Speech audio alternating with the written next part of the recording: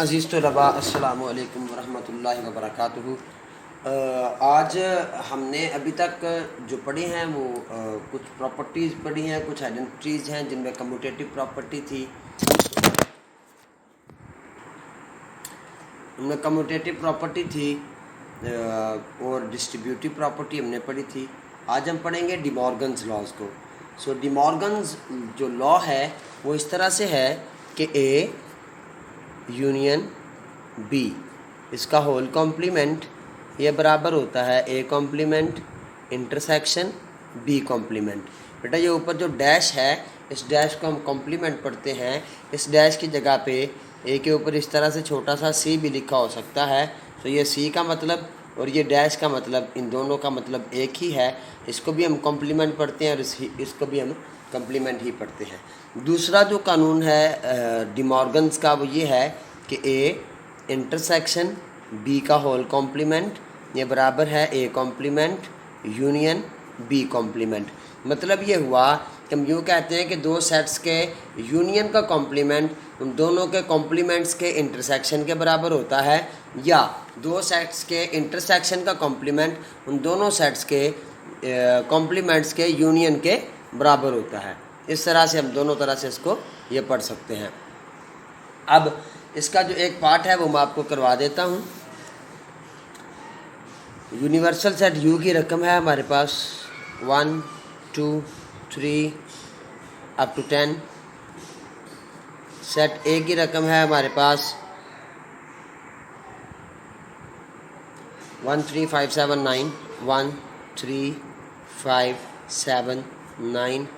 Set B है हमारे पास 2 3 5 7।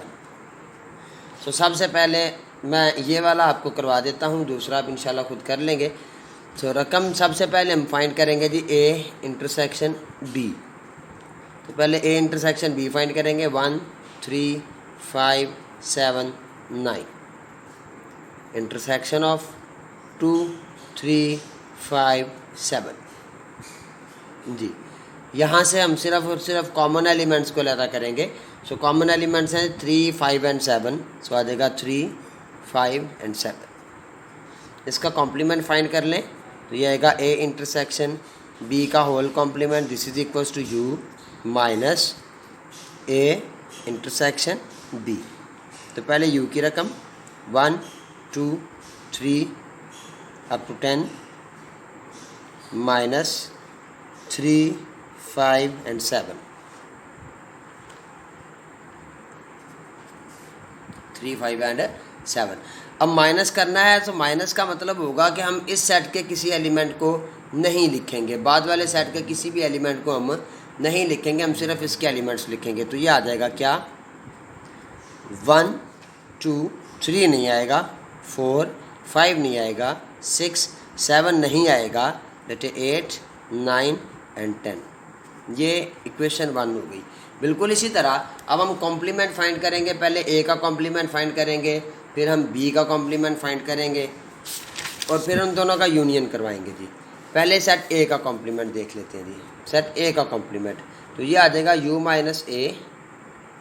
तो पहले यू की रकम 1 2 3 अप टू 10 माइनस ए की रकम 1 3 5 7 9। तो इसकी वैल्यू हमारे पास आ जाएगी बेटा 2 4 6 8 एंड 10। फिर इसी तरह बी का कॉम्प्लीमेंट ये आ जाएगा u minus B and this would be equals to पहले u की रकम 1 2 3 अप टू 10 माइनस b की रकम 2 3 5 7। ये आ गया। अब इसका कॉम्प्लीमेंट लिखेंगे तो ये आ जाएगा हमारे पास 1 4 6 8 9 10। अब इन दोनों का यूनियन फाइंड कर लें। ए का कॉम्प्लीमेंट यूनियन बी का कॉम्प्लीमेंट तो ये आ जाएगा 2 4 6 8 10 यूनियन 1 4 6 8 9 10। यूनियन फाइंड किया तो इसका यूनियन आएगा 1 2 4 6 8 9 एंड 10। ये इक्वेशन नंबर 2 होगी। अब हम लिखें, ये इक्वेशन 1 और 2 दोनों आपस में बराबर हैं, तो हम लिखेंगे from equation 1 and equation 2 hence proved. आगे जो रकम जिस तरह से हमने पिछले सवालों में मतलब पिछले सवालों में हमने आइडेंटिटीज़ लिखी थी, बिल्कुल इसी तरह इसी का जो क्वेश्चन नंबर 4 है उसमें भी 2 पार्ट्स हैं। उसमें एक लेफ़्ट हैंड साइड और दूसरा राइट हैंड साइड है। यहाँ से एक पार्ट भी मैं आपको करवा देता हूँ आप लोगों की आसानी के लिए। रकम है जी इसकी हमारे पास u है 1 2 3 अप टू 20, x है 1 3 7 9 15 18 एंड 20। इसी तरह y की रकम है हमारे पास 1 3 5 अप टू 17। जी पहले x minus Y left hand side इसका मैं लिखता हूँ जी। पहले x की रकम 1 3 7 9 15 18 एंड 20 माइनस 1 3 5 अप टू 17। अब इसका मतलब ये नहीं है कि 5 के आगे 6 होगा, फिर 7 होगा, फिर 8 होगा, फिर 9 होगा, नहीं जी। इसका मतलब ये 1 3 5 फिर 5 के बाद 6 नहीं होगा, 7 9 11 13 15 17, ये इस तरह से नंबर्स हैं। अब चूँकि हम x में से y को माइनस कर रहे हैं तो y के किसी भी एलिमेंट को हम नहीं लिखेंगे। सो आ जाएगा जी 1 नहीं आएगा, 3 भी नहीं आएगा, 7 भी नहीं आएगा, 9 भी नहीं आएगा, 15 भी नहीं आएगा, यहाँ पे आएगा बेटा 18 एंड 20। अब आप इसका राइट हैंड साइड फाइंड करेंगे तो राइट हैंड साइड के लिए सबसे पहले y का कॉम्प्लीमेंट u माइनस वाई।